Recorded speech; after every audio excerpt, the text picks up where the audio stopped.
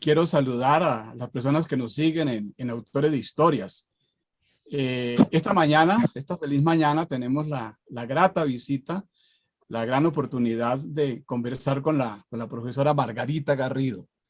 La profesora Garrido es vallecaucana de origen, caleña, egresó de la Universidad del Valle, ahí, como historiadora, ahí mismo en la Universidad del Valle empezó su carrera académica, una carrera amplia, fructífera.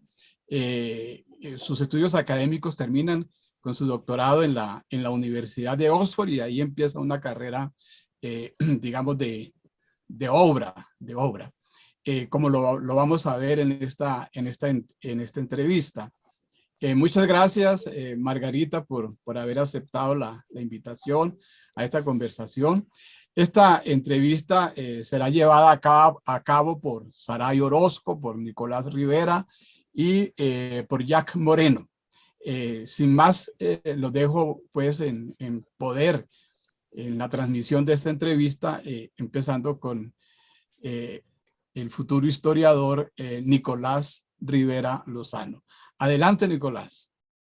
Bueno, buenos días a todos y todas. Repito, es un honor tener a la profesora Margarita Garrido acá. Y bueno, vamos a empezar con el tema del origen. Bueno, al iniciar esta investigación y perfilamiento sobre su vida y obra, encontramos que usted nació y se crió en Cali, una familia reconocida. Su padre fue un médico bugueño y su madre pues dedicada a las labores del hogar, como que añoraba esa idea de estudiar comunicación social y periodismo.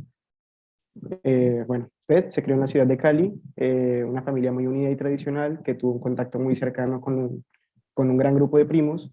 Nos comentó que su padre se inclinaba más por el lado conservador, mientras que su madre y la familia materna era más que todo relacionada con las ideas del Partido Liberal. Y bueno, nos gustaría que ahondara un poquito más en esa experiencia de crecer en los años 50, 60, muy marcados por tensiones políticas y, bueno, sociopolíticas bipartidistas con padres de visiones políticas contrarias.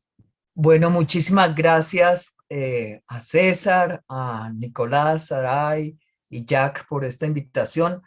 Para mí es un honor, por supuesto, que me inviten a hablar pues, de mi experiencia y de mis caminos en la vida.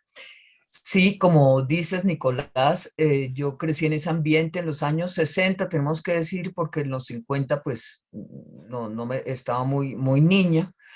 Mi papá era conservador por tradición de su familia de Buga, pero él salió muy temprano, salió a los 18 o 20 años de Buga y terminó de hecho bachillerato en el Colegio del Rosario en Bogotá y después en la Universidad Nacional estudió medicina. O sea que lo de ser conservador pues era digamos como esa afiliación política, pero no era su actitud ante la vida, que era más de médico, desde la ciencia, desde su profesión. Mi mamá liberal por parte de su familia, porque el lado materno era súper conservador, pero su padre liberal y sus hermanos liberales, no obstante ella mucho más religiosa que él, se salían del esquema, él no era muy religioso que digamos, y eso sí, ambos con muchas, de lo que se llamaba sensibilidad social. Eso fue una marca muy fuerte. Mi papá muy generoso en la práctica de su medicina, una medicina de otros tiempos, que no había sistema de salud.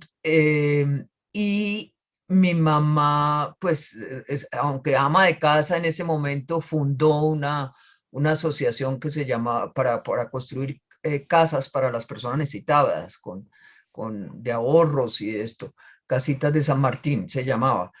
Las discusiones en la casa se daban, sobre todo en periodo electoral, pero en un tono muy, a veces, más bien amigable, digamos que yo diría que en un, como podríamos decir, como medio marco de Frente Nacional.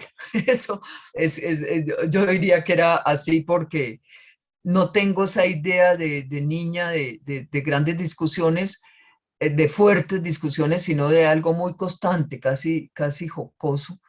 Y del conflicto, sí, quizás el único recuerdo de violencia fuerte. eh, Personalmente fue una vez que nos han invitado a una finca y había una tensión y nos tuvimos que venir rapidísimo, había alguna cosa cercana que pasaba, no se sabía muy bien, era la zozobra de la violencia. Pero sí, un mundo eh, sí, un mundo, digamos, más que todo de ver la necesidad de las personas, ¿no? Los abuelos maternos caleños, urbanos, los abuelos paternos más de buga y más como pegados a la tierra. Eh, sí, eran contrastes, pero fue un ambiente, digamos, donde la política era importante, pero no era un tema de conflicto familiar, como sí pasaba en muchas familias.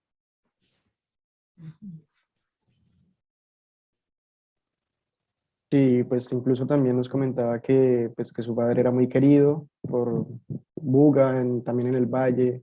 Y bueno, bueno, ahora respecto a la educación escolar que usted recibió, pues vemos que usted, pues, se crió en un buen sector de la ciudad de Cali, y pues como parte de esa tradición familiar, estudió en un colegio religioso allá en Cali. Y pues tenemos entendido que allí se dieron sus primeros acercamientos y como esos primeros asombros de la historia, de la disciplina.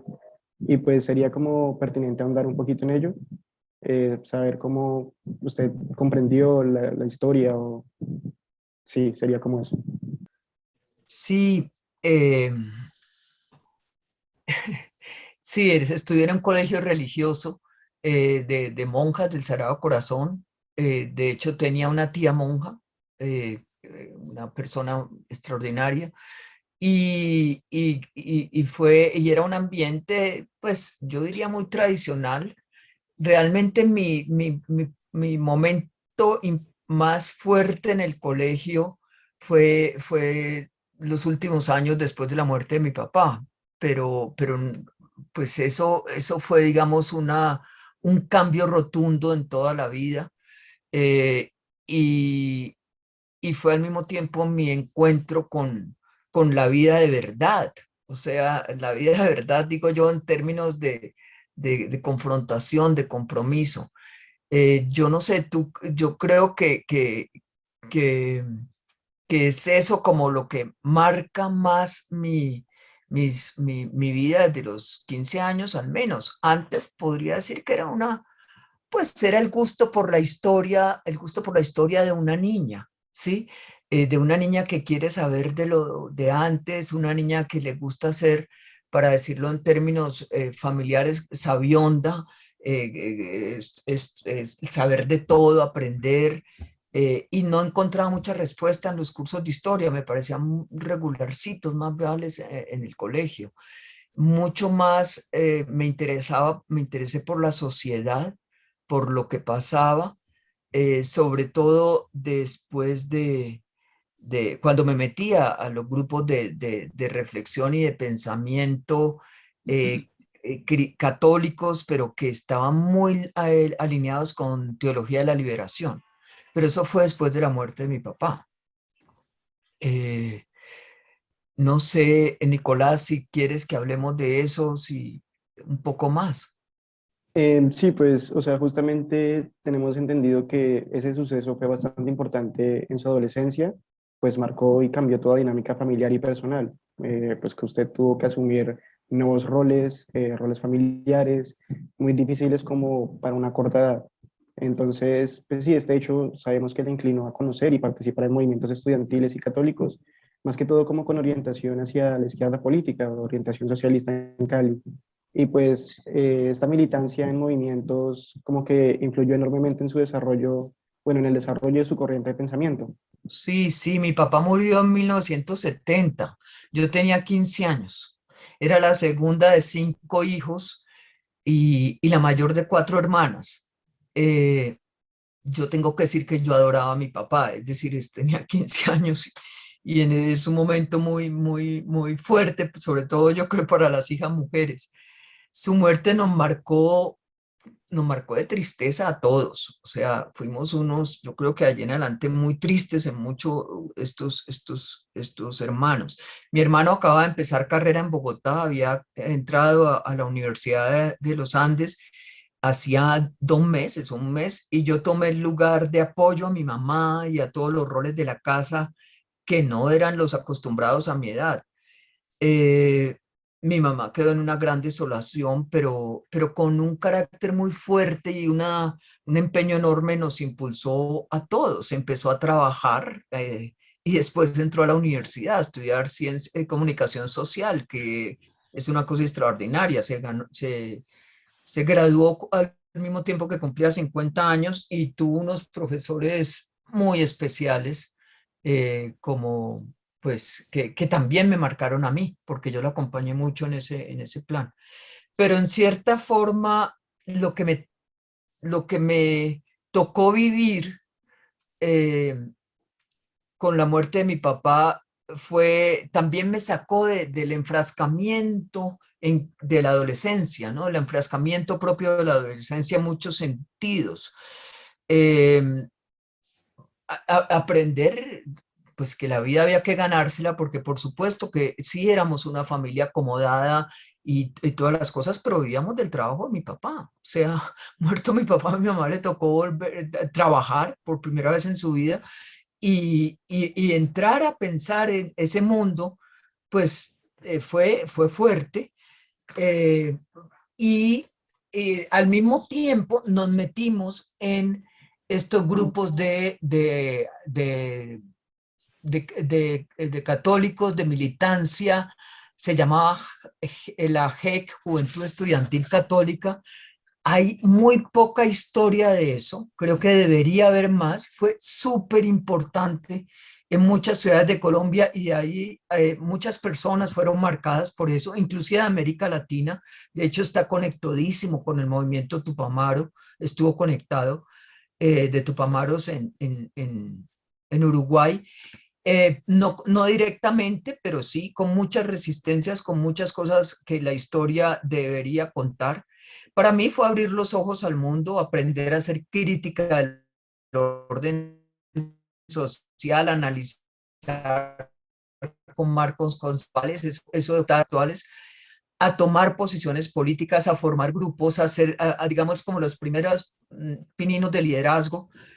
Y luego vino en 1971 los Juegos Panamericanos de Cali, en que hubo protestas estudiantiles muy fuertes, de gran repercusión, y tuve la fortuna de estar muy cerca gracias a que había conocido a gente de todos los colegios, de los colegios públicos, de la Universidad del Valle, que realmente me sacaban de ese mundo chiquito en que había vivido hasta ahora. Entonces, fue como mi primera rotunda ruptura, Perdón. digamos, con un entorno tan seguro, pero tan cerrado como el que había vivido. Y todo se juntó al mismo tiempo con esa orfandad que también te remueve profundamente las cuerdas de la vida. Sí.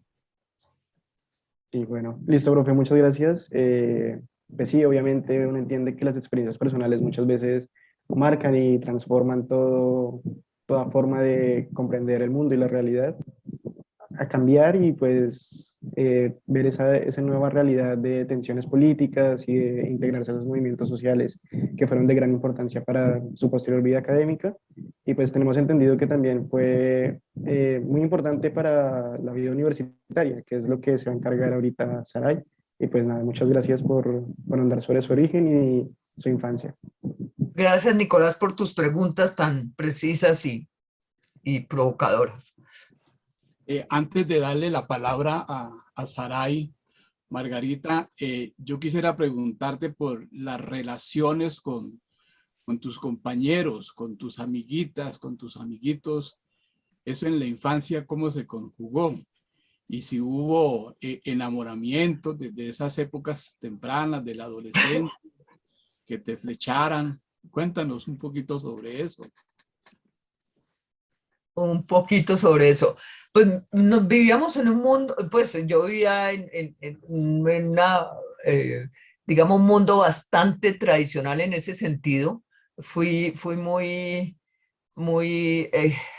pues digamos, eh, nerdita, por decirlo de una forma fácil. Claro que enamoramientos, por supuesto. Tenía los enamoramientos de niños, pues, muy, muy, pues, muy tímidos, diría yo.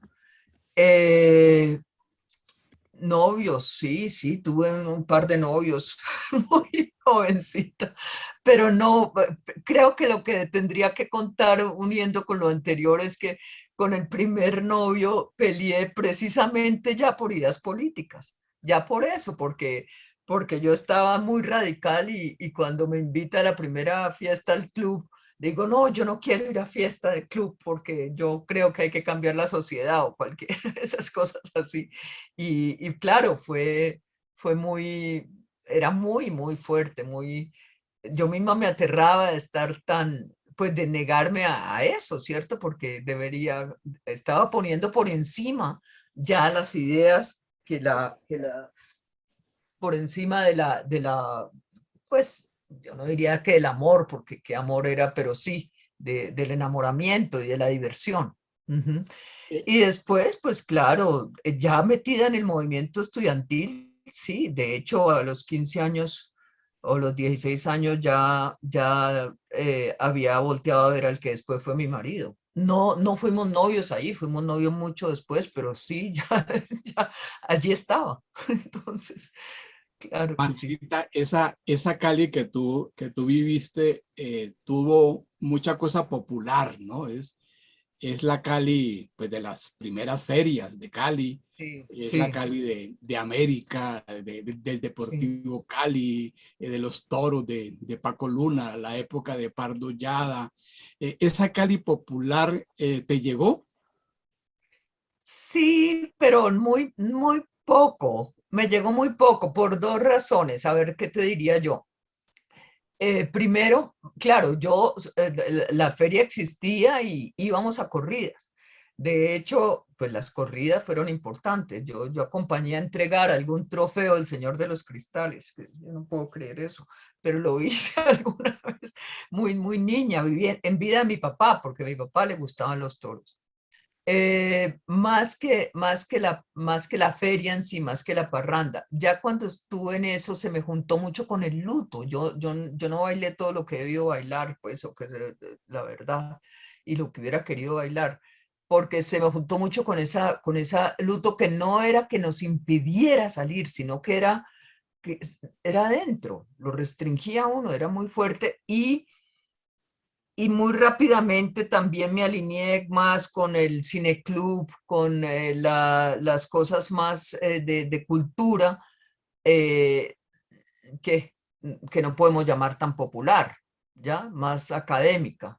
Entonces, sí, mi experiencia fue más por ese lado eh, más cercana a lo hippie que a lo popular, por decir de alguna manera, y al cine y a eso, sí, era el mundo que me rodeaba, más pendiente ¿qué te digo yo? De mayo del 68, de Woodstock, que de la salsa que empezaba, La época de así Richie es. Ray, Bobby Cruz, ¿no? Sí, usted estaba más conectado que yo.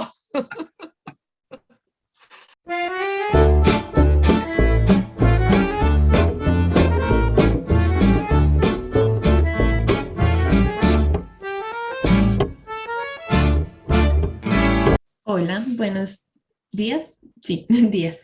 Em, bueno, yo voy a andar en la segunda parte que es sobre la formación académica, sobre la vida universitaria. Hola, profe.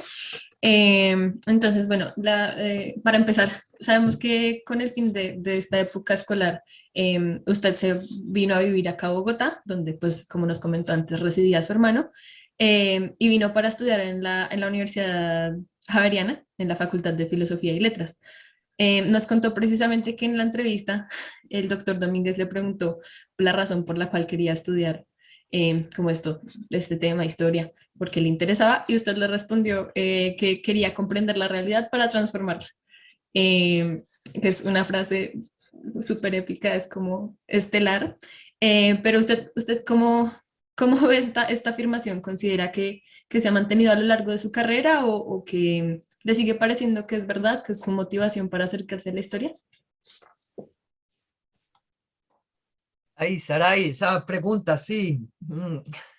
Sí, vine a Bogotá en el 72, a la Javeriana, la del Valle estaba cerrada, y esa declaración de conocer la realidad para transformarla, sí creo que era absolutamente genuina en ese momento para mí, y, sí, y siguió siendo. Yo creo que muchos, yo creo que mi generación tuvo esa motivación fundamental para estudiar historia, mucho más que una motivación erudita o simplemente de gusto. Yo creo que estaba muy unida al etos del momento, a esa ilusión que nos jalaba, esa utopía en que estamos metidos de cambiar la sociedad,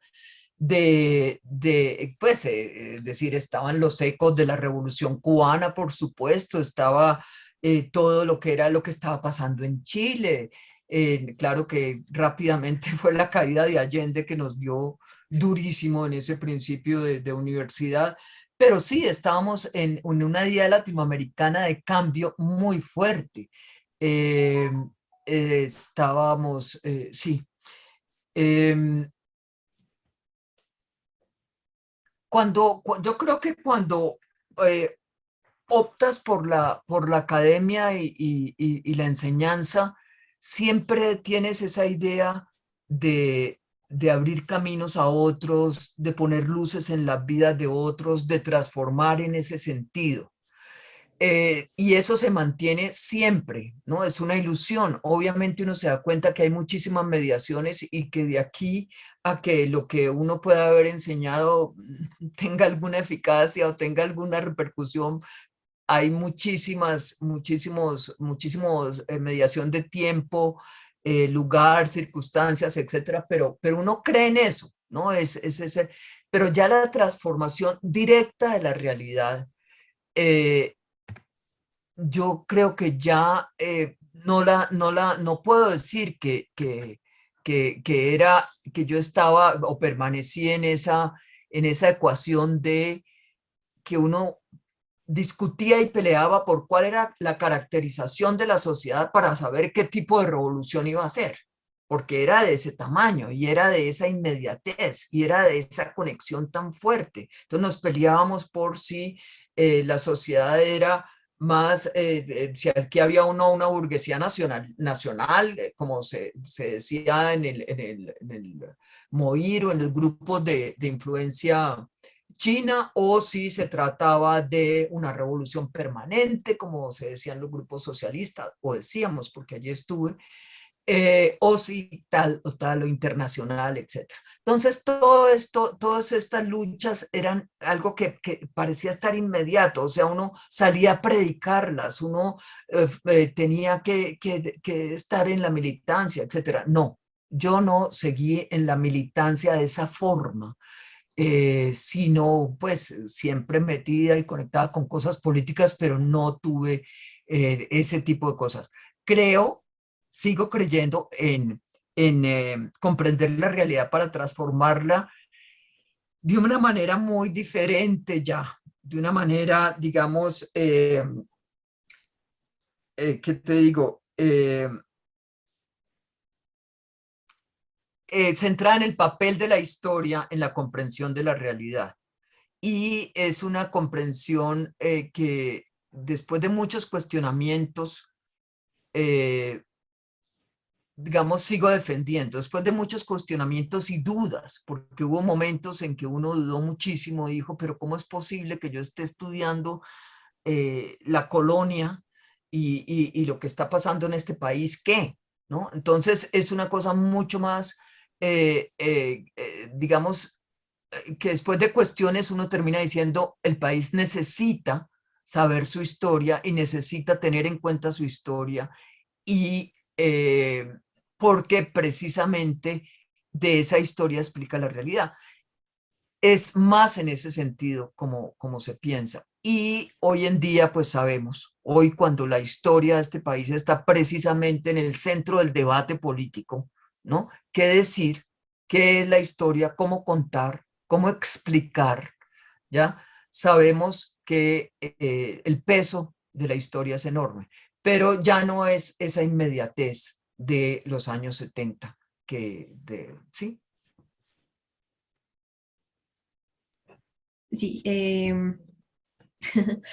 entonces usted regresó a Cali en 1973 a estudiar historia en la Universidad del Valle, ¿no? 72. En el 72.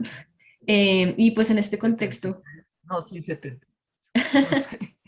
bueno, en este contexto estaban como en época de reformas y protestas estudiantiles y se implementó el plan Che, no Che por el Che, sino Che de Ciencias, Humanidades y Educación, como nos comentó.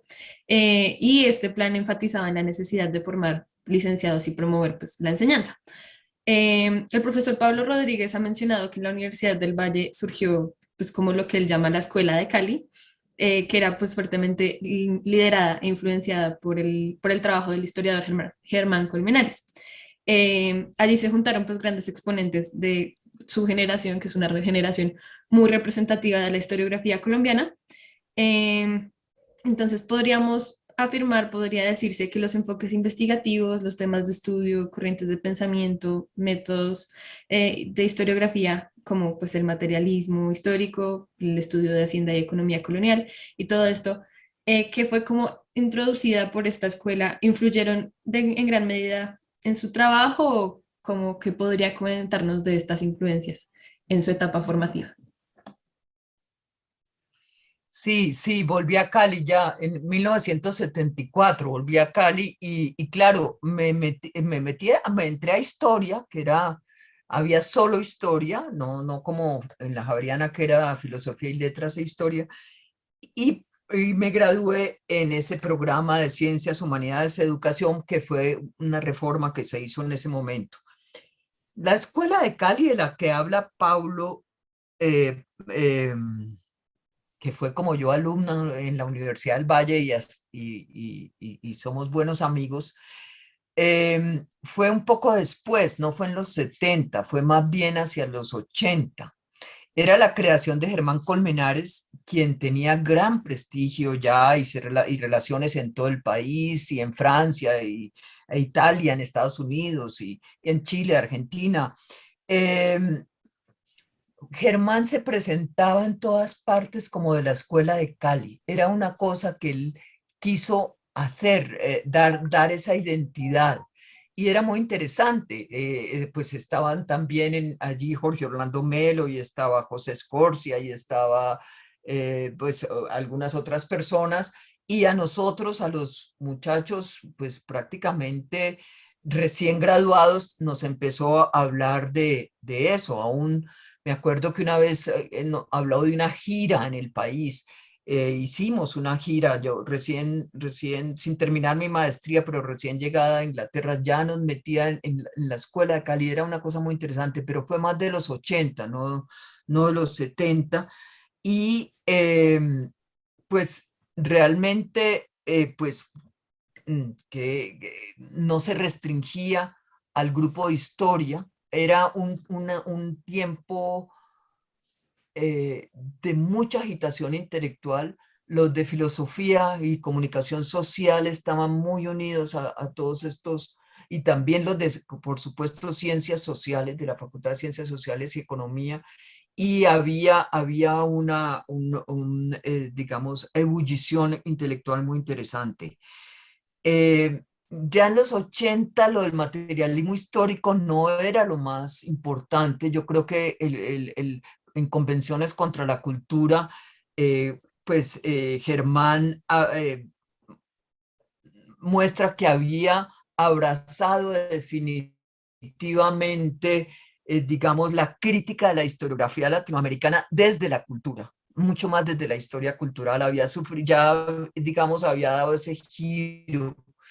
Y y la escuela de Cali no, digamos, que estaba mucho más centrado en historia económica y social, empieza también a cambiar en ese sentido poco a poco. Yo no separaría ese tiempo de formación, pues, es decir, yo diría que, digamos, donde se concentró eso fue en la maestría de Historia Andina. En la maestría de Historia Andina, definitivamente, como, como, como bien sabe César, fue, creo que quizás la primer maestría o de las primeras maestrías de historia del país. Allí fueron a dar cantidades de gente que era de profesores universitarios extraordinarios, como Beatriz Patiño, Roberto Luis Jaramillo, Germán Ferro, que ya eran profesores y no tenían maestría. Se concentró un grupo muy grande que le dio impulso a la historiografía del país, y este enfoque andinista, de historia andina, fue una novedad que nos puso en América Latina, ¿sí? Nos puso en un contexto latinoamericano, y yo diría que internacional muy fuerte, venía gente de todas partes. Aprendimos mucho en esos años, ¿sí? Yo aprendí cantidades, es decir, no podría dejar de decir cómo fue interesante estar metida en ese mundo, y conecté muy rápidamente con ser profesora, casi que no lo puedo separar, porque no era como a ustedes que les toca ir a hacer todos los másteres y todos los posgrados antes de ser profesores, no. Yo con pregrado a los 25 años, sí, empecé a dar clases allí mismo. Claro que tenía uno la categoría de instructor, pero daba clases, ¿ya? Y se metía en ese mundo muy rápidamente.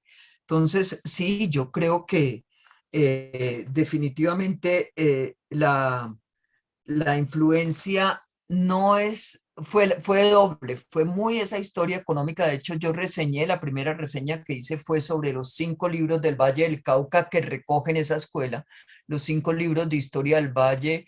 Esos están, pues son una colección del Banco Popular muy buena, y mi primera reseña fue sobre eso, y realmente pues era esa escuela, pero después se dio el cambio. Cuando hablamos con usted, pues por primera vez nos dimos cuenta, obviamente usted tiene como, usted valora mucho a su familia, es como algo que le apasiona hablar de eso. Y pues digamos que también sabemos que durante su época como de estudios le tocó cambiar de contexto como rápidamente, como en diferentes lugares. Estudió pues en Londres, después estuvo en Estados Unidos. em, y también sabemos que formó como una familia a temprana edad. Nos estábamos preguntando cómo llevó, como, de qué manera cree usted que se entrelazaron como estos dos ámbitos tan importantes en su vida en esta época, que es pues, su vida familiar y su vida académica durante estos años, quizás un poco más de posgrado. Sí, sí, yo pues me casé, imagínate, a los 19 años. Mi primer hijo nació un mes antes de graduarme de pregrado, y mi hija 3 años después. Sí, es inseparable realmente la vida familiar de la vida académica. Nos fuimos todos a Oxford. Yo no era Londres, por fortuna. Oxford es una pequeña ciudad muy manejable. Nos fuimos los 4 con el papá de mis hijos, quien era mi marido, y tuvimos esa vida de estudiantes universitarios con familia, que es muy distinta a la vida de estudiantes universitarios solteros o casados sin hijos, como son la mayoría. Es distintísima. Mi experiencia de posgrado es muy diferente a la de los otros. La vida en la ciudad, en otras ciudades, está unida a profesores de colegio, a padres de familia, a programas de niños, que es otra manera de conocer el mundo. A mí me parece súper interesante, ¿no? Ver y aprender de educación. En Inglaterra fue muy interesante conocer porque mis hijos entraron a un colegio que se llamaba, seguía unas teorías que allá se llaman de escuela nueva, distintas a la escuela nueva de acá, pero muy experimental, con unos profesores maravillosos y realmente aprendí muchísimo. Hasta hoy, los cuatro valoramos esto como una experiencia muy interesante. Yo la recomiendo completamente. Significa una disciplina muy estricta y un horario muy extendido porque, claro, tienes unas obligaciones que no tienen los demás y, y hay que siempre salvar las horas de lectura y de escritura que pues se tienen que extender.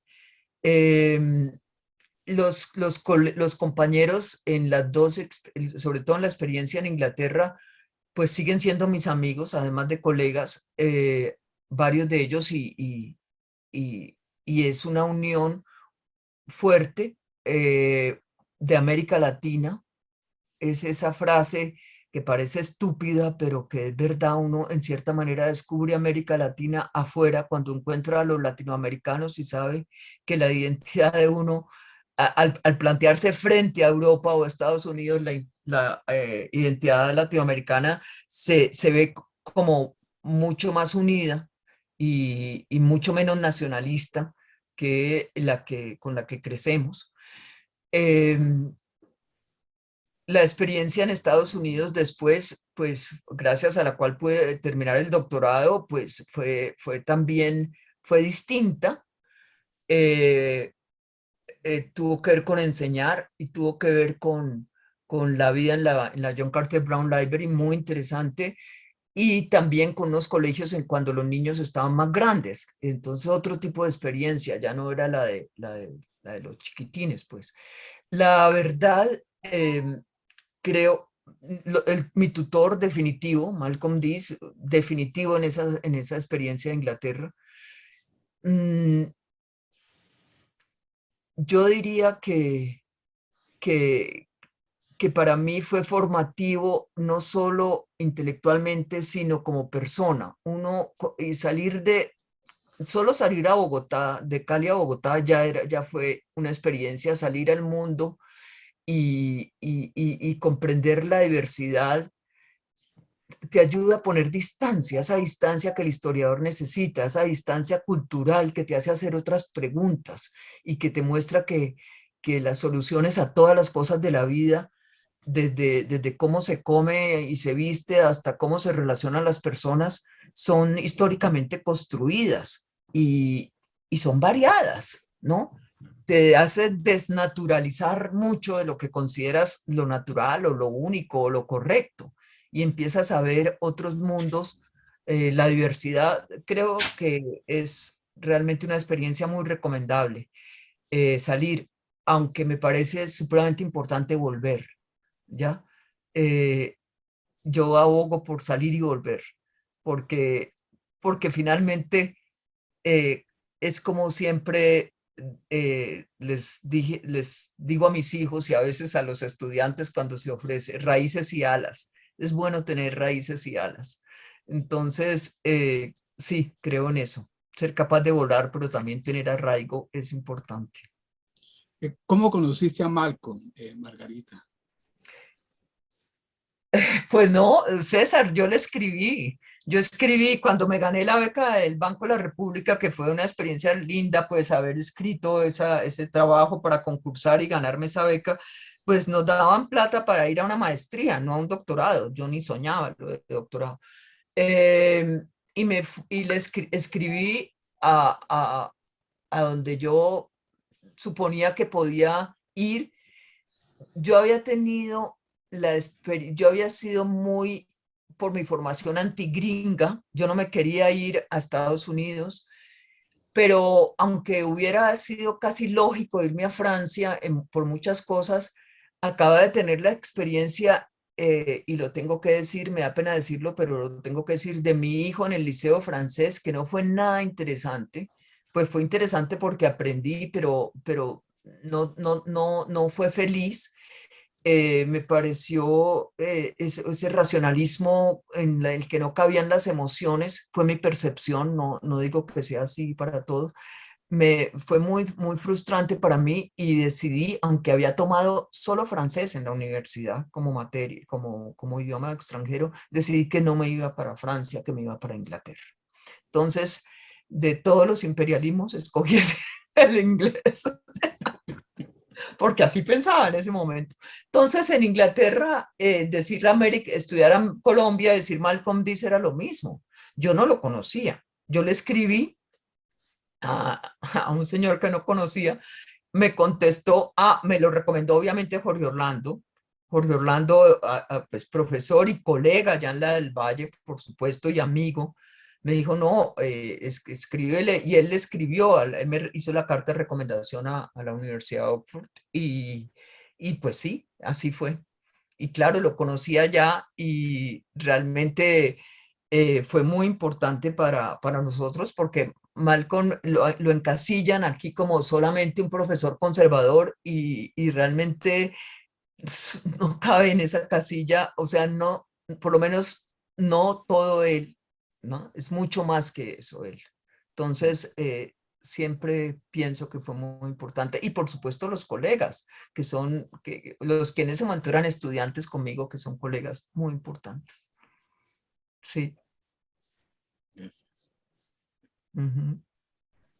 Listo. Entonces, Pues antes, hace un par de preguntas mencionó sobre como un poco sobre su labor de docencia, y pues nosotros sabemos que ha tenido desde hace mucho tiempo como ese interés por la enseñanza y ha trabajado desde antes de finalizar su pregrado como docente. Pues nos había dicho que antes no era específicamente el título de docente, pero pues es esa labor de enseñanza.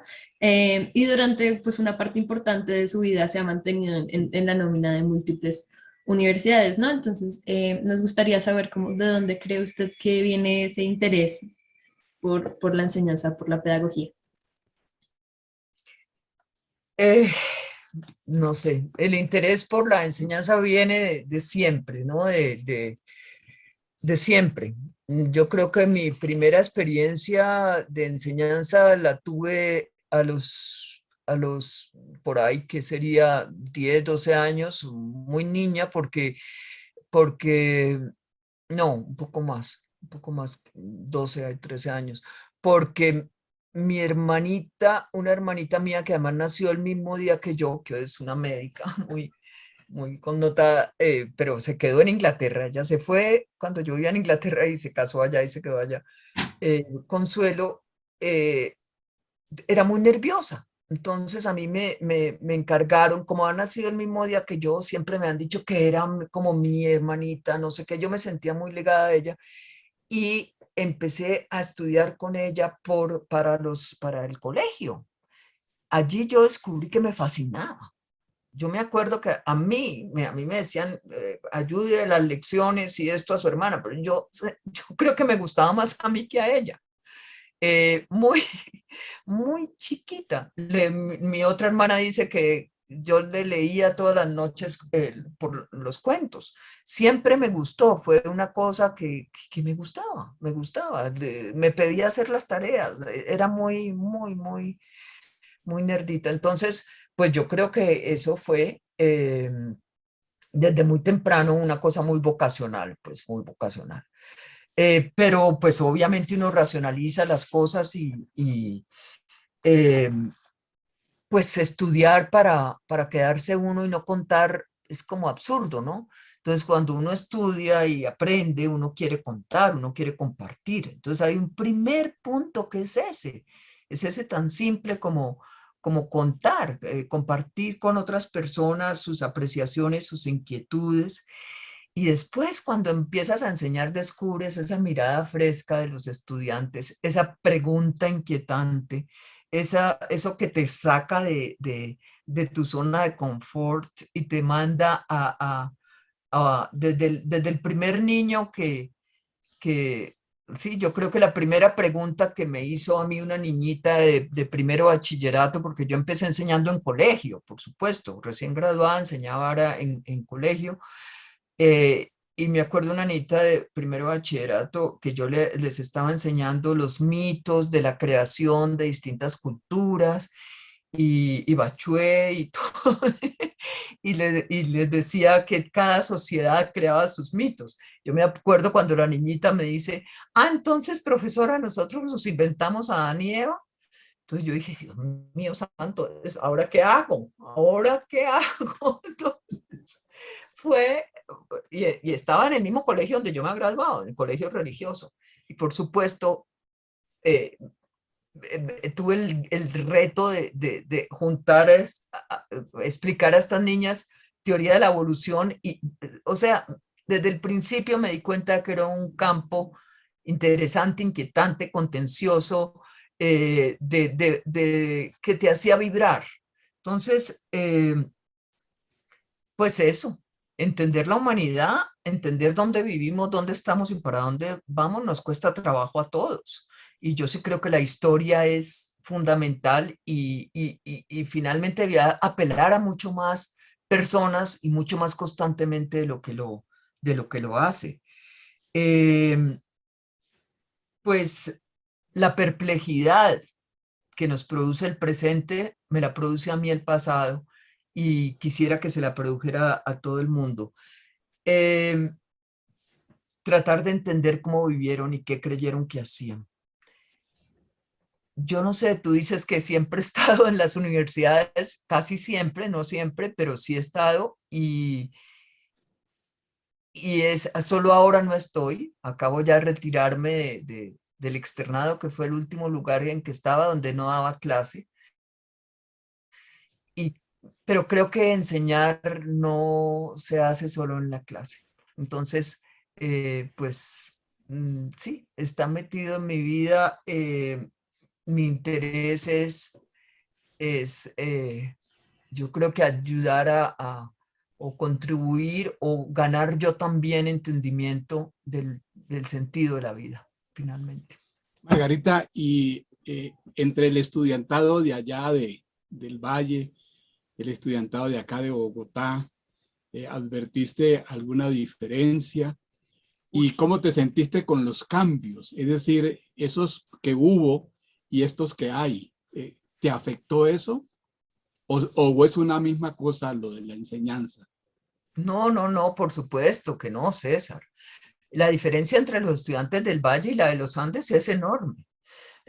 La primera diferencia es social, en mucho, sin caer en la idea de que los estudiantes de los Andes son todos niños ricos como se cree, porque no es verdad. Hay cantidades de personas que no lo son y que están allí con grandes esfuerzos o becados.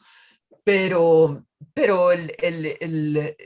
sí hay una diferencia, de hecho, enorme de background cultural, ¿sí? Es decir, yo puedo decir que cuando hicieron en la Universidad del Valle un estudio del estudiantado, los de historia eran los niños, los muchachos de estratos más bajos, en la universidad. O sea, no en la universidad en general, en historia. Era muy curioso, eso fue años 90 cuando se hizo ese estudio y nos sorprendió muchísimo, pero la verdad había estudiantes que tenían que hacer unos esfuerzos impresionantes, estudiantes en los que en su casa no había un libro, nunca había habido, ¿ya? Es ese punto, ¿no? O sea, un libro. Estudiantes que tranquilamente no podían llegar a clase porque se había inundado la casa o no podían haber hecho la lección porque no había luz. Realmente era una condición y al mismo tiempo una riqueza personal, un compromiso, una idea de querer ser, ¿ya? Eran estudiantes que te decían, yo quiero hacer lo que usted hace, ¿ya? Es decir, había un asunto de role model muy fuerte y un compromiso para buscar, muy interesante, realmente, con muchos deseos de ser maestros. En eso siempre tuve una conexión muy fuerte, mucho menos en los Andes, en ese sentido, no tanto eso de enseñar, Allá sí, porque también por el plan, por la licenciatura, la idea era ser maestros. Entonces la educación y la docencia estaba muy presente, pero sí había unas limitaciones muy grandes. Es decir, por supuesto, entre las dos experiencias median 4 años, 3 años que estuve que dejé de enseñar, pues, y que fueron transformadores, fueron los 3 años que estuve en Conciencias, pero también eran años del cambio de siglo, y eso fue, y el cambio de tecnologías muy fuerte, muy pervasivo, pues. Pero en los Andes, pues sí, los muchachos pueden leer, casi todos leen en otro idioma, casi todos tienen un background cultural más fuerte, algo de escritura mejor, de formación para escribir.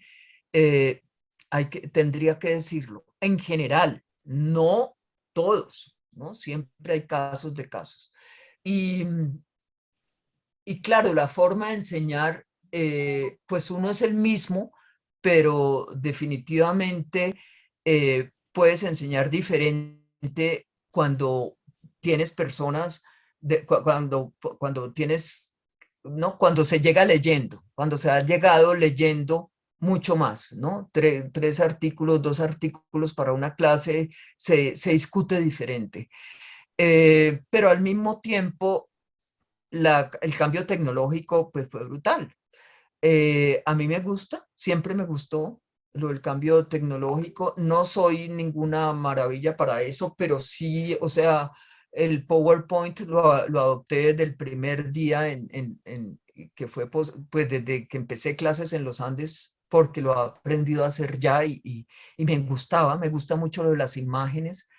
No es que los haga muy buenos, parece que los hago muy recargados, pero sí los utilizaba y me gustaba que me presentaran trabajos y que hicieran exposiciones y que hicieran cosas con tecnología.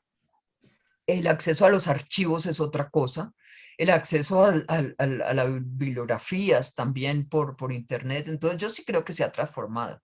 No me tocó prácticamente ahora la cosa por Zoom, las clases por Zoom. He dado por algunas conferencias o muchas, pero no clase, seguir la clase, solo una corta experiencia en el externado eh, por una emergencia. Entonces, sí, creo que uno se transforma, por supuesto, César. Uno ya no es el profesor de que fue. Además, uno madura. Al principio uno está demostrando que sabe mucho, la verdad, porque o sea, la primera vez que yo me paré a dar clase en la Universidad del Valle, los estudiantes que eran maestros, eran muy distintos esos, estaban ofendidos, que quién era esa Kikata que les iba a enseñar. Eso fue horroroso y me tocó, pues claro, volverme sabiondísima para poder, digamos, legitimarme como profesora, ¿no? Pero ya cuando estás grande ya no, o sea, ya sabes, ya no es ese el problema es comunicar, interesar, inquietar, ¿no? Prender lucecitas, lograr el interés y genuino, ¿no? Y uno sabe que enseña de muchas cosas, que no solamente enseña historia, que enseña de la vida en cierta manera, porque enseña a mirar de lejos, a volver a mirar. Entonces, pues no sé, supongo que en eso estás tú también, o sea, ya, además con el cambio de que mucha información está en Google, está en esto, pues tampoco uno se pone ya a dar información básica de muchas cosas, ¿no? Eh, es muy diferente. Yo sí creo que el cambio es enorme, porque es el cambio, cambiamos con la tecnología, fue un cambio, digamos, aparejado que cada vez tenía nuevos retos. Sí, no sé, ¿tú qué piensas? Debías opinar. Saraya, adelante. Muchas gracias, Margarita. Profe, ahorita que estaba mencionando esto del que le tocó dar clase por emergencia en el externado, cuéntenos cómo fue su experiencia con las clases virtuales. Sí, me tocó dar porque hubo un profesor que salió y nos pidieron que tomáramos unos cursos. Pues no sé, me gustaría que fueran los estudiantes los que evaluaran, porque pues es una experiencia muy difícil. Eso de estar hablando a caritas y muchas veces ni siquiera caritas, sino Marico. nombrecitos, que no sabes en dónde están, que no sabes realmente. En ese caso fue tenaz porque tomamos un curso que ya estaba empezado, o sea, uno ni siquiera, no tenía ni idea quién eran los estudiantes, porque es muy diferente hablar contigo que ya nos conocimos, ¿no? Hablar que en una preentrevista, es muy distinto saber la cuestión presencial, ¿no? Yo creo que lo virtual tiene muchas cualidades y muchas posibilidades, pero te cambia la relación completamente.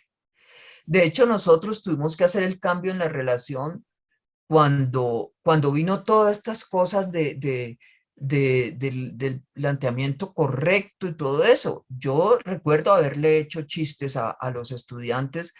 Siempre me recuerda un colega muy querido, Luis Ervin Prado, que fue alumno mío en la del Valle, me recuerda que yo le puse un apodo, que yo le decía el Canfor porque se desaparecía de las clases.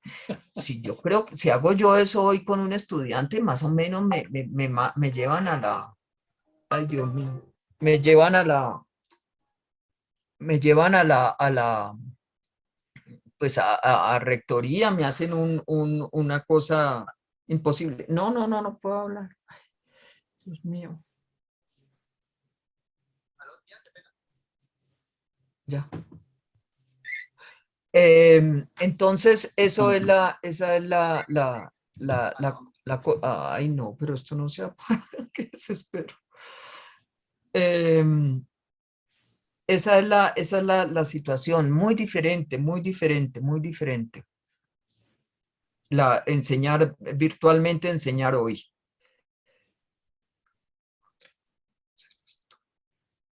Estoy tratando de quitar esto, la voz. Ya, gracias, perdón. Tranquila, Bueno, profe. Entonces voy a cerrar esta segunda parte, la última pregunta de esta segunda parte. Pues al final de esta época, como etapa universitaria, de pregrado y posgrados, ¿cómo cree que todo esto que nos ha contado como sobre su vida familiar, sobre sus colegas y compañeros, compañeras de estudio, el clima social del país, los ideales políticos, la vida en el extranjero y todo esto que vivió? ¿Cómo cree que afectó su enfoque y su método de investigación y su método de enseñanza precisamente? bueno, Saray, lo primero es, yo no distingo eso como una etapa universitaria de formación. Me parece rarísimo porque pues yo no era estudiante exclusivamente, o sea, pues apenas, o sea, cuando yo me fui a hacer el doctorado ya había enseñado durante 6 años, o sea, ya no era una cosa como que hice el pregrado, maestría, doctorado y después enseñé, como para decir una etapa. Entonces, eh, es una cosa en que siempre estaba formándome y enseñando. Sí, antes de terminar, cuando apenas después de los 2 años, porque yo solamente estuve 2 años seguidos en Inglaterra, porque la beca era de una maestría, sí, el doctorado lo terminé haciendo todo, la tesis viniéndome acá, y tenía que enseñar, porque tenía pues que ganarme la vida. Regresé eh, a enseñar sin haber terminado. Eh, y de hecho, la tesis la vine a terminar bien cuando me fui a la beca en John Carter Brown Library en Rhode Island, porque allá solo daba una clase. No tenía pues la carga académica, sino todo. Entonces, realmente, por ejemplo, enseñar en la maestría de historia andina, para decirte algo, fue cuando recién vine de Inglaterra sin haber terminado. Y fue cuando enseñé sobre E.P. Thompson, ¿no? Eso que fue muy importante influencia para mí, esa nueva historia de la clase obrera que no existía, que existía la clase, una clase social como clase social, sino que se sentaba para entenderla en la cultura plebeya, se instalaba en lo cultural y planteaba toda esta cuestión de la cultura plebeya como casi como un etos, como un régimen moral y un régimen emocional pues fue una experiencia formativa muy importante aún antes de terminar el doctorado, porque lo expuse con gente que tenía una trayectoria extraordinaria. De hecho, por ejemplo, Margarita Pacheco, que fue alumna de esa maestría, había sido profesora mía. Imagínense yo ser profesora de mi profesora, ¿ya? Y hizo la tesis conmigo y se basó en E.P. Thompson, la tesis de la fiesta liberal en Cali, que es un libro muy bueno, bastante desconocido. Entonces, realmente yo no puedo separar esas etapas como de formación de esa forma. El proyecto personal, estaba hecho de todo al mismo tiempo, de mujer, porque también me metía a cosas feministas, de familia, de academia, pero enseñanza y aprendizaje, enseñanza y escritura de tesis. Eh, y, y podría decir que mi método de investigación era fundamentalmente siempre el método histórico. Yo creo que el ancla del método histórico es algo que nos distingue y nos ayuda siempre, es decir, el método de fuente, evidencia, repregunta, vuelva y pregunte, sí, etcétera, etcétera.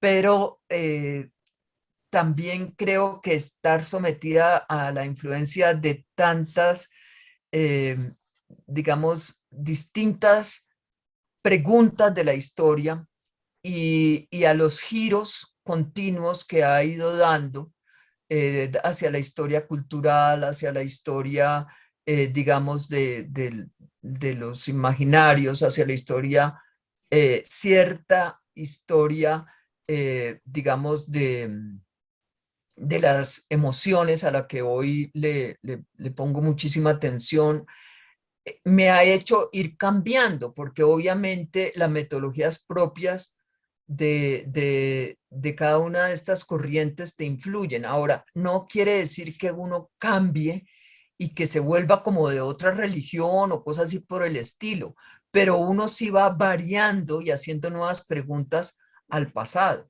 Y esa es la maravilla de esta carrera, ¿cierto? Que vives en el presente y el presente nos cuestiona todo el tiempo, ¿sí? Nos hace volver a preguntar, y las respuestas que buscamos nos llevan por otros caminos y nos exigen meternos en otras cosas. Por ejemplo, uno termina viendo otros usos de la estadística o uno termina viendo, digamos,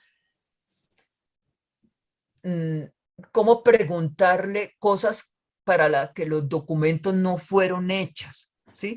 Una de las primeras cosas que a mí me fascinó metodológicamente desde la tesis doctoral fue esa, es decir, cómo fui a buscar cómo se comportaban las autoridades y cómo eran la política en el periodo colonial y encontrarme a la cantidad de gente participando en la política. Yo no estaba preguntando eso.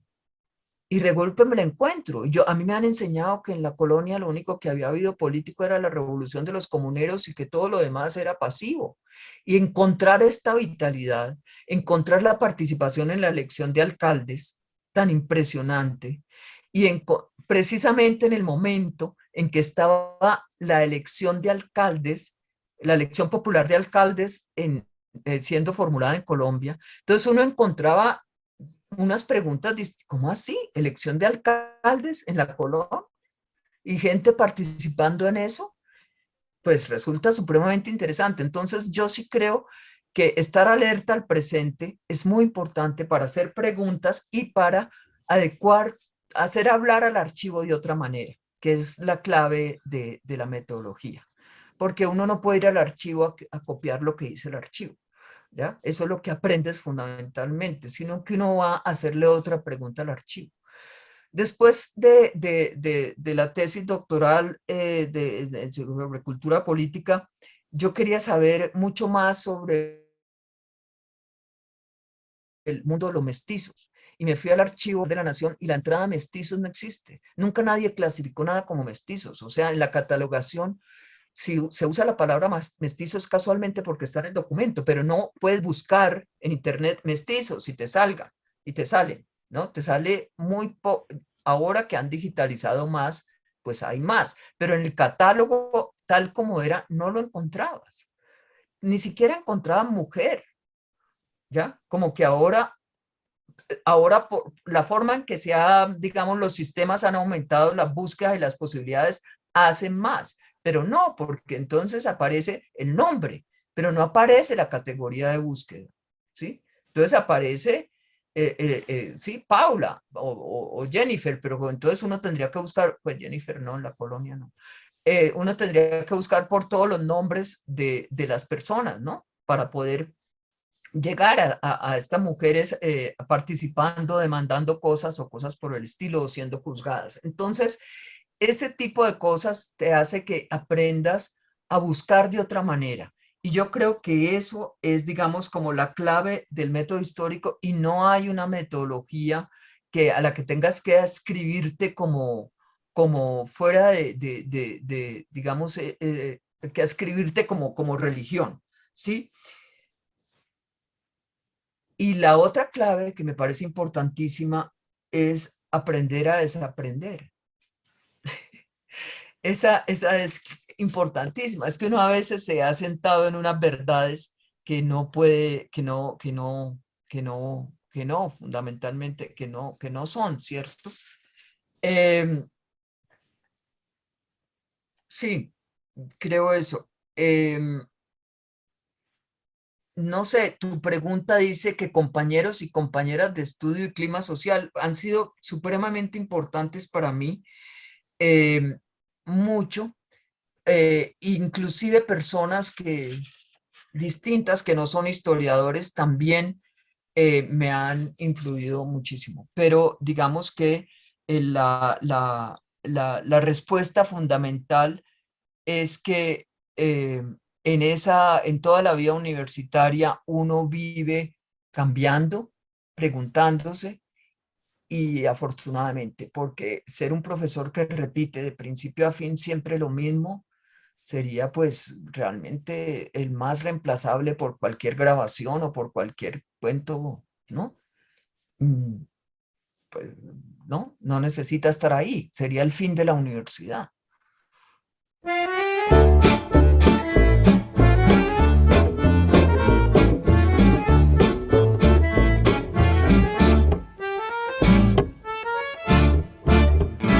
Saray, muchas gracias, que ya veo que va a entrar Jack.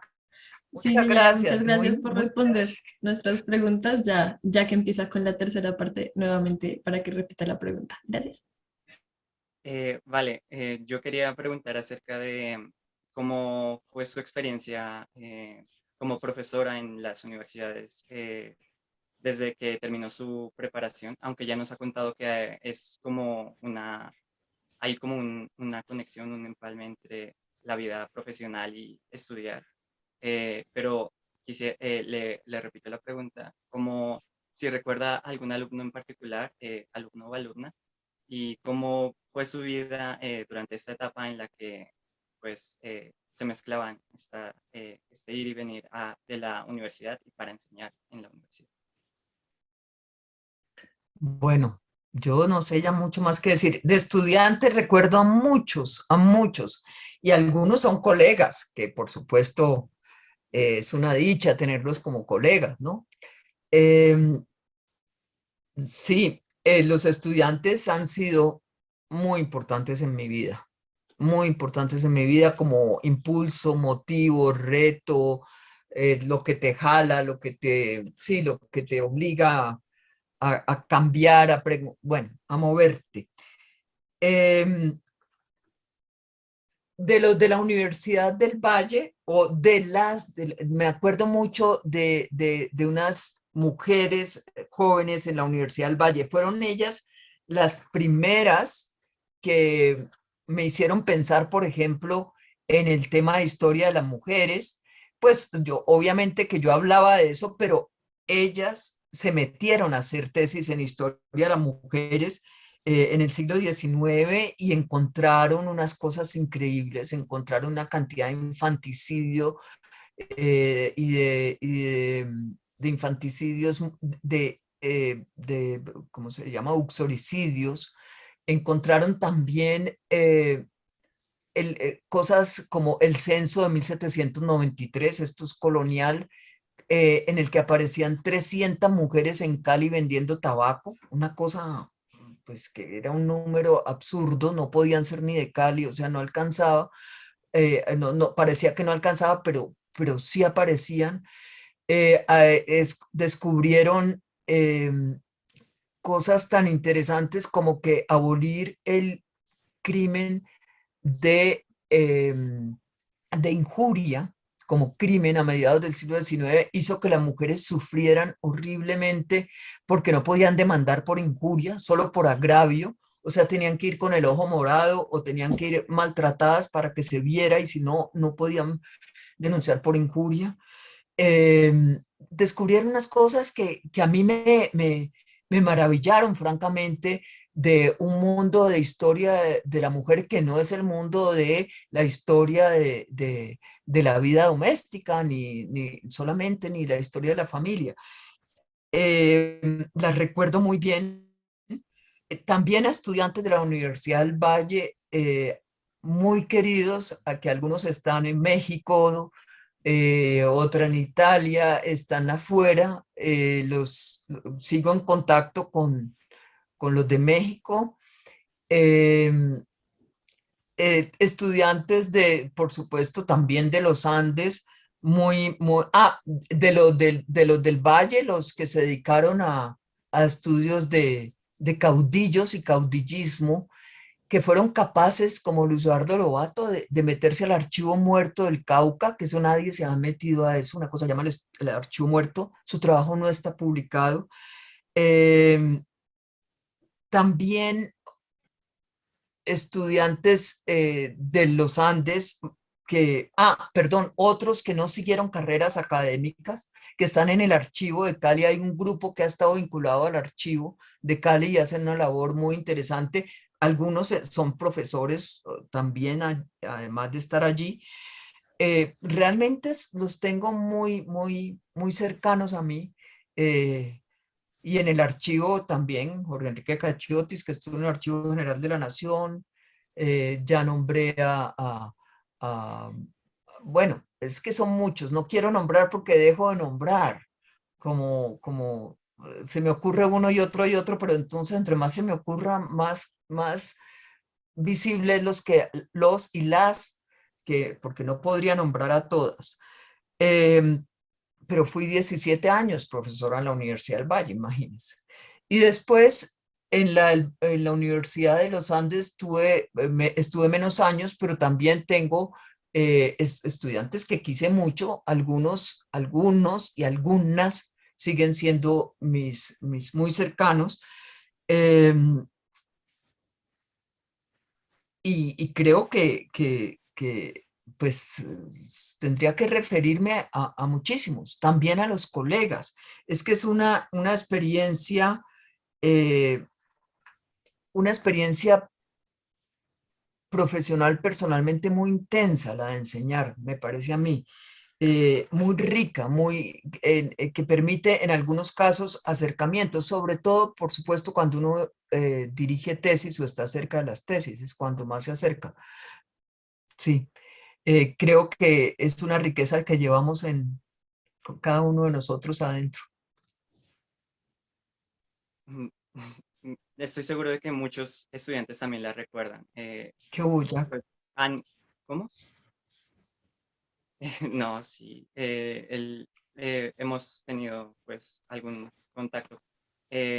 Aparte de eso, también ha escrito mucho. Nosotros cuando vimos su catálogo de artículos, libros, capítulos de libros, nos sorprendimos de la cantidad de lo que teníamos que leer. Entonces nos gustaría pues que nos contara cómo fue para usted indagar en estos temas de historia intelectual, imaginarios sociales y la cultura colonial, bueno, la cultura del periodo colonial en Colombia. Y aparte, cómo se relacionó con su pues, vida más personal, con autores como Colmenares y Melo, que hicieron parte pues, de su formación, y su autor como más, al que se refirió como el más influyente, Thompson. ¿Cómo fue este intercambio metodológico, epistemológico en sus trabajos? Sí, pues es un recorrido largo. No he escrito tanto, fíjate que no tengo muchos libros, debería tener más, pero porque pues tampoco he estado todo el tiempo dedicada a la historia, pero sí, digamos que uno está cada vez con las primeras historias o las primeras preguntas que me hice tempranamente fueron preguntas eh, mm, relacionadas con la política, que era con lo que uno estaba más, más centrado en ese tiempo.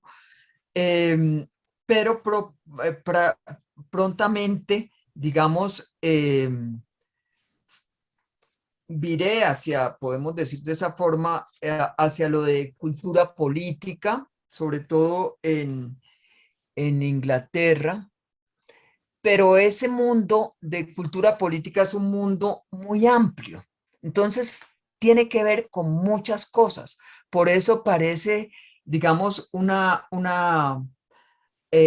variación tan grande. De hecho, uno, cuando se pregunta por cómo actúa por la política en términos, eh, digamos, amplios, cuando pone el poder en el centro, ¿sí? Cuando se da cuenta que el problema es la historia del poder, ¿sí? No es solamente el poder en lo público, sino también que está relacionado con la vida privada. Te das cuenta que el poder está en todas partes, hay relaciones de poder. Entonces, ocuparse, por ejemplo, de la vida cotidiana, como lo hice en algunos trabajos sobre la vida cotidiana en la época colonial o la vida cotidiana en Cartagena en el siglo XVII, que son trabajos como distintos. De todas maneras, se están uniendo esos asuntos de cultura y de poder, de costumbres y de poder, ¿sí?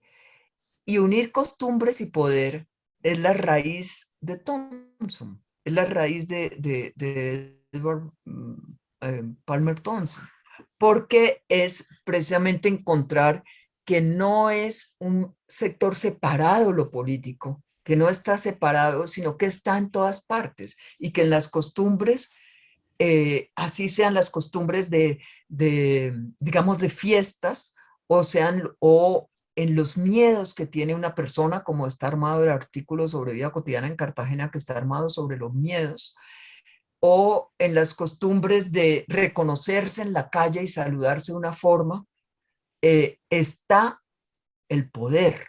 Hay unas formas de poder que están jugando allí. También en los temas sobre justicia, cuando publica uno, cuando trabajé sobre justicia y tuve, digamos, el gusto y el honor de coordinar un dossier sobre justicia en la revista Historia Crítica, uno se da cuenta que, pues obvio, allí es más obvio, que está relacionado con poder y con cultura del poder, con cultura de cómo se dan las formas de poder. Y por supuesto, todo lo que se desprende de la tesis doctoral de reclamos y representaciones, pero que tiene que ver con lo de política local a final, a final del periodo colonial, que es lo que publiqué primero en el anuario y en el anuario de la Universidad Nacional, lo que tiene que ver con convocando al pueblo, temiendo a la plebe, lo que tiene que ver con los sermones patrióticos, estoy mirando aquí mis publicaciones, o con la idea de pueblo, todo ese tipo de cosas, pues tienen que ver con por supuesto, con el poder. Esta es la preocupación central. Entonces, si uno lo ve, parece muy variado, pero a la hora de la verdad, las obsesiones que nos persiguen son las mismas. Es entender las relaciones de la gente. Cuando escribí sobre libres de todos los colores, que fue en lo que terminó la pesquisa, que empezó como mestizos, y comprendí que la categoría mestizo no era la adecuada, entonces es precisamente cuando el tema étnico o racial se pone en el centro de esas relaciones de reconocimiento y de poder. Entonces, y lo cultural tiene todo que ver con qué se relaciona más, dónde encuentra uno más claramente esa relación entre costumbres y poder que en las relaciones armadas por el color de la piel, que vivimos todos los días, ¿sí? Que cuando vemos al otro y decimos, ah, se viste así, se viste azul, hace así, no sé qué, pero claro, porque tiene la piel de tal color, ¿no? Es decir, todo el concepto de hábitos, por ejemplo, que tanto nos gusta a los historiadores, el concepto de Bourdieu sobre hábitos está precisamente unido a la costumbre, a las formas de hacer y tiene todo que ver con cómo se arman las relaciones de poder en una sociedad. Entonces, digamos que uno se va, eh, uno se va así como busca un corpus de fuentes, y ustedes saben muy bien como historiadores que es construir un corpus de fuentes, uno se va armando su propio corpus conceptual y se mueve en ese corpus de una manera bastante particular. Yo creo que cada uno de nosotros arma digamos, lo que antes se llamaba marco teórico, que nos reíamos porque todo el mundo estaba siempre angustiado por el marco teórico y le decíamos marco terrórico.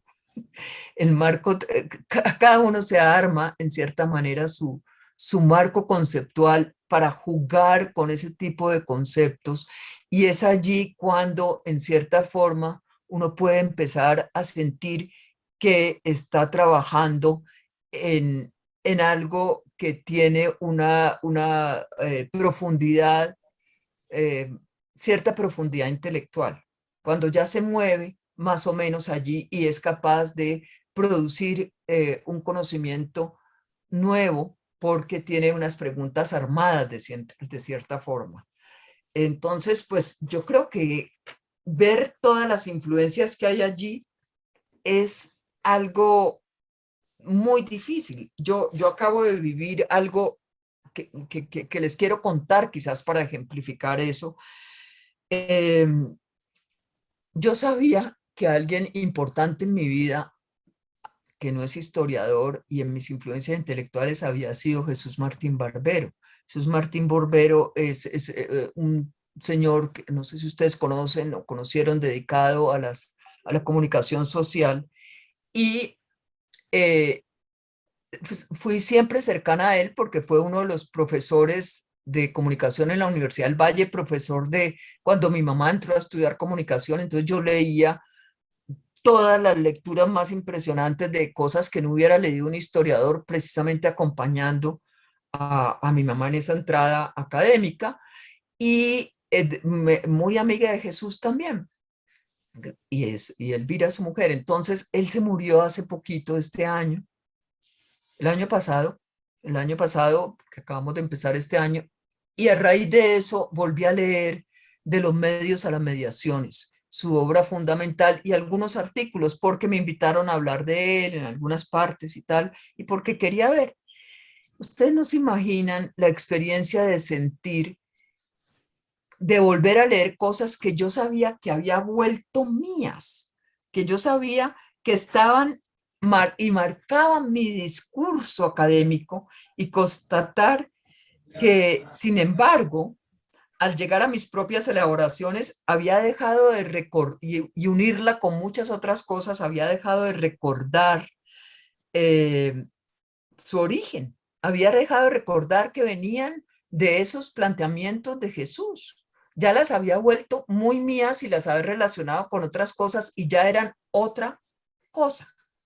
Entonces, pero volverlas a leer me impresionó francamente esta teoría de las mediaciones, ¿sí? De cómo, por ejemplo, la cultura no siempre se critica a los medios, se criticaba a la televisión, a la radio, a la yo no sé qué, y no se daba cuenta de dónde leía la gente. Entonces, ese primer criterio fundamental de entender desde dónde la gente, ¿sí? Lee el orden social. Estaba metido en todo lo que yo hago de una forma impresionante, ¿sí? Haber comprendido, por ejemplo, que el tema del honor colonial, que todo el mundo cree que el honor era de los nobles, ¿ya? Y que solo existía ese honor del apellido y yo no sé qué, y encontrar que el honor era un valor impresionante en los libros de todos los colores, comprendido de otra manera, porque no era la palabra que llegaba en sí, ni era la emisión que hacía el poder, sino la manera como ellos entendían el honor y peleaban por su honor, ¿ya? Había nacido probablemente esas primeras lecturas y conversaciones con Jesús que se ocupaba de ese cambio de los medios a las mediaciones. Y tenía todo que ver con mi desplazamiento de la historia económica hacia la historia cultural. Sí, la historia económica, mi primera formación hacia la historia cultural.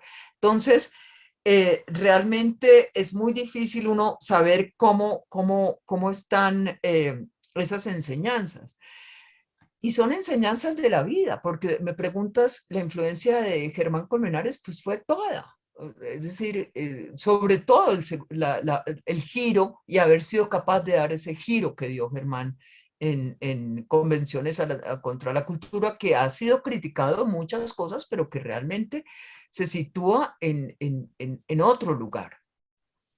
La influencia de Jorge Orlando Melo también, de muchas formas, porque no es solamente sus escritos y su trabajo de historiador, sí, que es muy, muy bueno, sino también digamos, dos cosas. Una, me enseñó a no despreciar el trabajo académico administrativo, porque él llegó a ser vicerrector en la Universidad del Valle y después en muchos otros cargos, y el trabajo administrativo académico como el de la Biblioteca Luis Ángel Arango, donde estuvo 11 años, y después me tocó 2 años después de su salida conocer a fondo cuando estuve allí, pues son enseñanzas de otra forma, son enseñanzas de otro tipo, pero que son enseñanzas de que la academia no se agota en la universidad, ¿ya? De que uno como académico puede tener otra cantidad de formas de transformar el mundo para volver y estar en el mundo para volver a la primera pregunta de Saray. Yo creo también, por supuesto, esa curiosidad insaciable sobre todo de Jorge Orlando es una cosa que marca muchísimo porque era esa curiosidad erudita. No ha sido mi característica, pero la respeto y la aprendo, ¿cierto? De todos. De Malcolm, pues ya lo dije, y sobre todo el oficio de tutoría, creo que lo aprendí con él de una forma muy diferente a la de tutoría que normalmente se hace, creo yo. Entonces, pues uno es una construcción social y el conocimiento es una construcción social. El conocimiento todo, no solo de las ciencias sociales, de las ciencias exactas también. Son ciencias finalmente de consenso, que se termina imponiendo como la realidad. Yo creo que la construcción de conocimiento que hemos presenciado con la experiencia de la vacuna nos muestra eso, cómo se construye el conocimiento científico y cómo se llega a consenso, ¿no? Entonces, yo creo que, digamos, aprendemos de todo. De mis colegas todos, yo tendría que nombrar desde quienes fueron compañeros y después colegas, de compañeros en la Javeriana como Mauricio Orchila, o compañeros en el Valle como Pablo, que ya nombré, o compañeros en Inglaterra como Eduardo Posada o Beatriz Castro, Gustavo Bell, o compañeros en los Andes, bueno, en la del Valle también, por supuesto, mis colegas, María Teresa Fingi, ni hablar, Margarita, a quien ya me referí, Nelly, son profesoras y amigas. También las de la Universidad de los Andes, un grupo de mujeres muy fuerte. También los hombres, por supuesto, ni hablar. Mauricio Nieto hemos compartido también en mil partes, en Colciencias y en la universidad. Entonces uno aprende de todos. Es decir, yo no podría empezar a nombro a los que ustedes menos conocen, porque probablemente conocen a los de los Andes y son las que están todavía profesores y algunas que ya hemos salido. Es muy importante ese diálogo permanente. Y por supuesto, mis profesores amigos de la Nacional, con quienes trabajo ahora, del Rosario y del Externado, con quienes sigo, digamos, estos últimos años he estado muy cercana y son, pues, importantísimos. Afortunada, yo creo que he sido muy afortunada de pertenecer a esa generación a la que pertenezco y haber tenido la influencia y seguir aprendiendo de tantos colegas. Es en serio, o sea, es en serio. Yo creo, a veces me siento como una esponja que absorbo de otros, porque aprendo de todos. Margarita, el arte, tú eres digamos, viviste en Cali en la época de Buenaventura, del TEC, ese mundo del arte que es tan distinto a veces a la academia, ¿cómo te influyó? Uy, me fui muy cercana, me gustó mucho, disfruté muchísimo el TEC, muchísimo, disfruté muchísimo el cineclub, disfruté muchísimo la tertulia. De hecho, ahorita que estuve en Cali, que no podía uno salir, prácticamente la única voladita que hice fue a la tertulia a ver la exposición de Wilson Díaz. Me fascina ir creo que crecí en esa sensibilidad del arte, que en Cali, pues es que en Cali eran las bienales, y las bienales de arte de la tertulia eran un hit, o sea, un hit en la historia del arte nacional, y yo creo que me marcaron profundísimamente casi que mi estética, mi formación que pueda tener, la poca que pueda tener en arte, la tuve allí.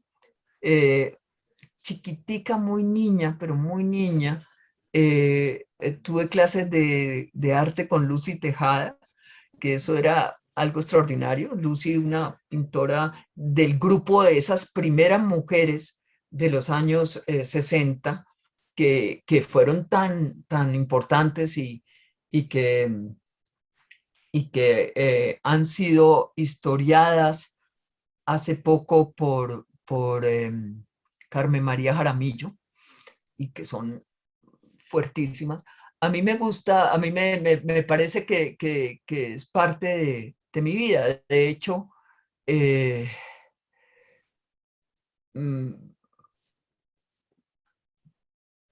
creo que hay que hacer más sobre eso. Hace poco ha habido algunos trabajos importantes, ¿no? Es que no recuerdo el nombre de una tesis que vi hace poco. Me parece súper importante. Es que el arte, el teatro en Cali, y ese Cali de los 60, 70 fue efervescente, ¿no? En estos temas, y era prácticamente un arte mucho unido a la vida política, un arte de denuncia muy fuerte. Tuve el gusto de estar en un grupo de estudio no con Enrique, pero sí con Nicolás Buenaventura. Eh, Enrique era el del TEC, Nicolás era historiador y Del era un grupo partido, de ¿sí? estudio a Del partido, además. sí, sí, sí, sí, claro. Sí, nos aleccionaba profundamente. Entonces, ese grupo de estudio fue muy importante. Em,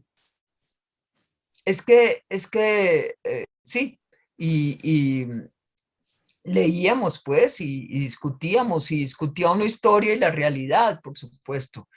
Em, y estaba muy relacionado con lo que pasaba en el momento. Después también Enrique estuvo en la Universidad del Valle y cuando allá se abrió en arte en la universidad, ya en la universidad, pues era muy fuerte. Sí, eso diría. Ujú. Ya parece que se le cayó el internet. Eh, en este momento, qué tienes en mente pues yo no creo que estés retirada, tú todavía no estás para retirarte. Eres, como qué tienes en mente para el próximo tiempo. Pues mira, tengo en mente, estoy muy metida en historia de las emociones. Estoy digamos, tres cosas. Vamos a ponerlo en orden. Primero, participo en el proyecto de Historia de lo Político, los 5 tomos con Francisco Ortega, tu colega, y Franz Hensel, y cada vez con un editor de cada tomo. Y es una aventura maravillosa. Es una aventura que pues todavía tiene para unos años y llamar a las personas, escribir, oírlas, es realmente ver sus artículos, leerlos, es una experiencia muy bonita y los seminarios han sido muy interesantes. Está todavía por delante, no ha salido ni el primer tomo, entonces eso es un trabajo, digamos, editorial, intelectual altísimo, de altísima exigencia. Eh, Tengo un proyecto andando ya y he escrito bastante y quiero sobre comuneros. Es otra mirada, es muy diferente. Las preguntas a partir del proceso de paz de ahora, a partir de los acuerdos, son impresionantes. Las posibilidades de mirar eso de otra forma son realmente novedosas y, y quiero lograr eso, creo que sería un libro. Eh, He leído ya prácticamente todo el archivo, o muy buena parte del archivo, es inmenso el archivo de comuneros, sobrepasa cualquier cosa y no solo comuneros del Socorro, sino de los otros. Entonces te muestra pues, los de Antioquia y del centro del país.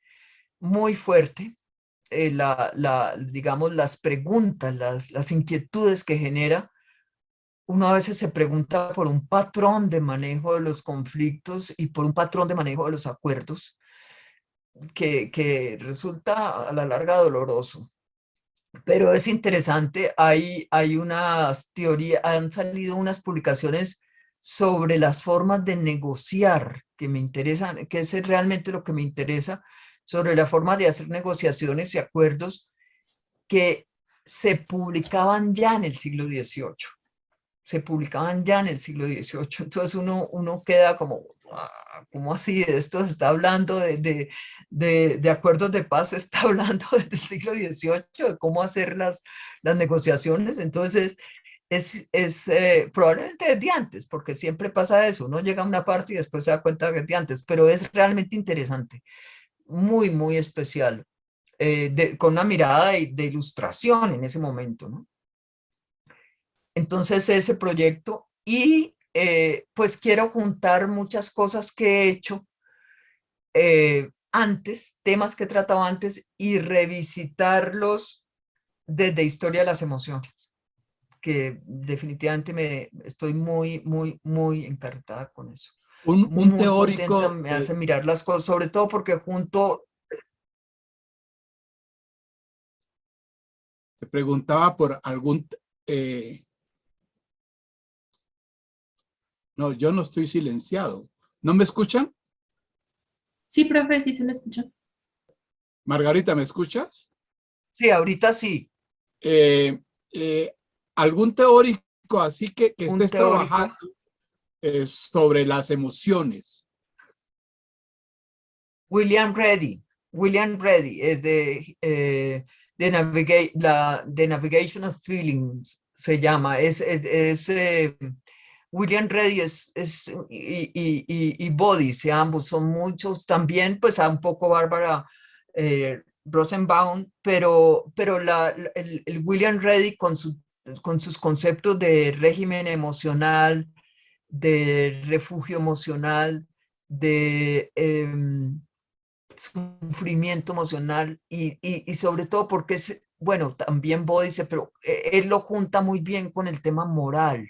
Entonces, el régimen moral y régimen emocional juntos es realmente da una potencia de acercamiento a los periodos, eh, para mí, muy novedoso. Eh, entonces eso, y las teorías de reconocimiento, sobre todo lo de Axel Honneth, son como con lo que estoy armado, digamos, una comprensión de la cosa, de lo emocional, o digamos más concretamente sería los sentimientos morales de las épocas, que me resulta, pues, iluminador, por decirlo de alguna manera, para, para, para el entendimiento, para la comprensión de realmente de la sociedad, de cómo funcionaban ciertas sociedades y sus procesos, claro. Gracias. Sí. Adelante, Jack, que se nos acaba el tiempo. Jack, Está silenciado, Jack. acaba el tiempo. Sí, Sí. antes de que cerremos, no quisiera dejar de preguntar. En el año 2000 usted asumió un cargo administrativo como directora general de Colciencias y trabajó en el proyecto Conciencia. del CEVELAC. Y también nos habló hace un momento de cómo fue directora de la Luis Ángel Arango, en donde impulsó proyectos académicos. Entonces, pensando en que encargarse de esto pudo haber sido un reto para usted, quisiéramos conocer como su experiencia en esta labor, un poco distanciada de las labores académicas que había desempeñado hasta entonces, y si considera que el hecho de ser mujer afectó la forma en la que las personas se respondían a su liderazgo. Sí, sí, conciencias. Em, pues la verdad, lo de conciencia fue un reto enorme. Pues yo creo que allí pues al llegar sí tuve alguna resistencia en ese sentido yo no sé, por ser mujer, pues sí era la primera mujer que llegaba allí. Colciencias estaba en una situación muy complicada, no había presupuesto, no tenía ninguna importancia en el gobierno de Pastrana, la verdad. Em, tenía todo el mundo, es decir, el comentario que hicieron fue que me había nombrado a mí para que Colciencias pasara a la historia, o sea, se acabara. ¿Cuánto había de género ahí? No sé, pero algo, pues una mujer y encima de provincia y encima historiadora. Creo que, digamos, en el mundo patriarcal como de los científicos no era lo esperado, ni creaba ninguna ilusión. Por fortuna, no pasó a la historia. Tuve también algo de resistencia con el equipo anterior, pero prácticamente rápidamente pude armar un equipo muy bueno, profesores de la Nacional, dos de ellos, y de los Andes, Mauricio, que venía de planeación, Mauricio Nieto, y bueno, y alguien de la Universidad de Antioquia, y se pudo armar un equipo muy interesante y muy chévere, que, que realmente se logró hacer cosas muy buenas. Yo rescato de allí sobre todo por lo que, digamos, por el programa de ondas para niños, eh, algunas de las cosas del primer programa, el primer apoyo a los doctorados nacionales, no solo a que la gente se fuera afuera, sino a doctorados nacionales, que se hizo el primer préstamo para eso, porque ya no había préstamos del BID ni plata. Y el famosísimo y muy mal hablado CEVELAC. Lo del CEVELAC, pues la verdad yo tenía la obsesión de que el conocimiento se conectara con la sociedad y fuera accesible a todo el mundo y al mismo tiempo que fuera visible en el mundo y no se lo robaran, porque es que la robadera de tesis de la gente colombiana para publicarla en otro idioma era muy, muy grande, era muy notoria. Entonces, hacer el CEVELAC fue para eso, como quien dice, yo siempre citaba a Nebrija, que le dijo, cuando iba a hacer la gramática, le dijo a la reina en el siglo, a fines del siglo 1492, a fines del siglo XV, le dijo a la reina que, para, que si la ciencia no tenía una casa con unas reglas, que si la lengua no tenía una casa con unas reglas establecidas, sus hazañas se perderían en otras casas, ¿ya? En otras partes, en otras lenguas, que no serían las suyas. Entonces, tener la ciencia en la lengua era tener las hazañas en la lengua, y había que tener las hazañas en su propia lengua. Entonces, eso me guió a mí para hacer ese CEVELAC. La intención no era la que se ha tenido después, sino que hubiera ese repositorio donde estuviera el conocimiento y fuera visible para el conocimiento producido en Colombia y fuera visible para todo el mundo. De la biblioteca, pues se acaba el tiempo, tengo que apurar. Pues fue extraordinario, la biblioteca es un sitio maravilloso para trabajar. Burocráticamente era difícil, administrativamente no era fácil, porque pues el banco es una estructura muy fuerte, muy rígida en cierta manera, como banco, también bastante patriarcal, pero digamos era un espacio amable, extraordinario para conocer, para trabajar en el país, en las distintas bibliotecas de la red de bibliotecas del Banco de la República, para trabajar en la biblioteca digital que había empezado Jorge Orlando Melo y para rescatar archivos. Haber comprado archivos, pues la biblioteca Gómez Dávila, pero después haber comprado archivos como el de Manuel María Buenaventura para el Valle del Cauca, para la historia del Valle, siglo XIX y XX, es extraordinario. El de Alfonso Díaz del Castillo, que es un archivo que tiene cosas para Pasto desde el siglo XVI, ¿sí? Para el sur del país, y unas colecciones fotográficas extraordinarias. Fue realmente precioso, para no hablar de haber conseguido, de haber recibido, tener la fortuna de haber recibido el archivo Radio Sutatensa, que es también otro acervo pues único y que de hecho fue registrado en la UNESCO como Patrimonio del Programa de Memoria del Mundo.